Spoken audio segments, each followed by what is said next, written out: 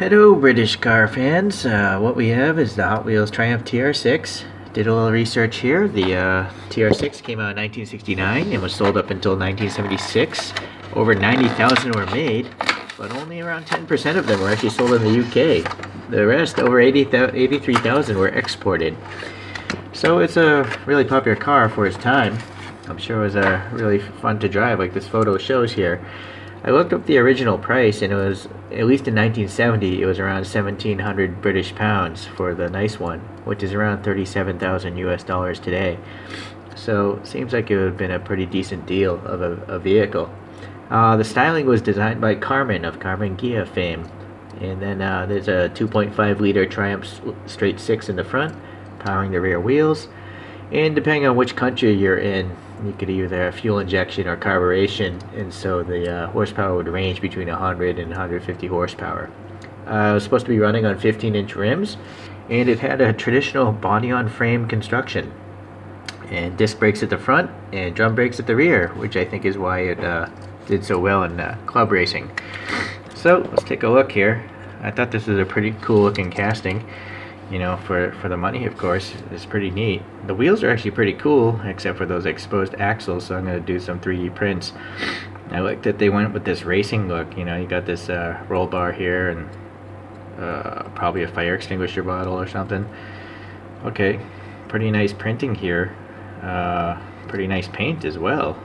I mean, I'm not noticing any gouges or casting problems, so pretty neat.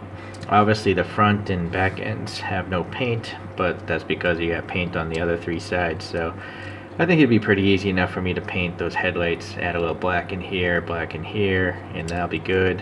Some red back here, and that'll be pretty good too.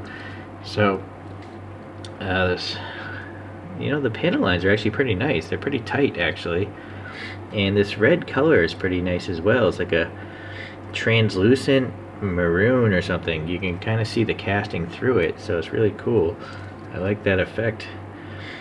There's a lot of weird bumps on this. I assume these are supposed to be like those quick release hood latches, and then maybe this center thing might be a fuel filler cap. I'm not really sure. I haven't seen a TR6 in decades, so, and I didn't really research it enough to know. Okay, so yeah, I'm curious when this thing was made, originally cast. 2009. Wow, so this is an old one, huh? Alright, well, pretty simple. I think it's a pretty cool car. I'm just going to try to put on some mini lights, because when I look up images of TR6's racing, almost all of them have mini light wheels. So that's what we're going to shoot for this time around. Okay, in case I forget, actually, I want to check the scale on this thing. This thing is supposed to be 3,950 millimeters in length. So if I take my calipers out, let's see, zero that out. Let's see the length of this model, 68.16. So let's see, 0.16. So when I put that number into the original number, I have it around 58 scale, 158 scale. Okay, well, it's a bit big then. Very big model compared to, say, a Kyosho. This is a P4 for a P4, so in reality this would probably be smaller than this car, but what can you do? It's a pretty inexpensive model. Alright, so again, I will be back. Okay, here we are again. So the wheels are called mini lights, and they're classic racing wheels. They've been around for decades. They're very popular on British cars. Anything from a Mini Cooper to these Triumphs, or pretty much most aftermarket sports car customizers were using mini lights back in the day. Beyond that, I painted the headlight silver. I added black paint into all these vents, and then the tail lights I painted, the blinkers, the backup, and the regular brake.